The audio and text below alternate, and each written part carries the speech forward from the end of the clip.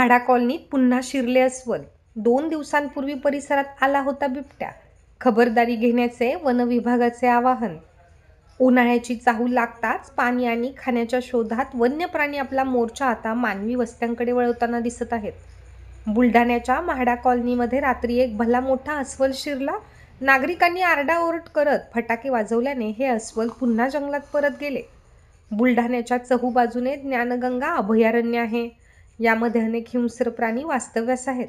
हेच प्राणी आता खाद्य आणि पाण्याच्या शोधात शहराकडे येण्याची शक्यता असल्याने प्रामुख्याने जंगलाला लागून असलेल्या म्हाडा कॉलनी परिसरातील नागरिकांनी खबरदारी घ्यावी असे आवाहन वन विभागाकडून करण्यात येत आहे।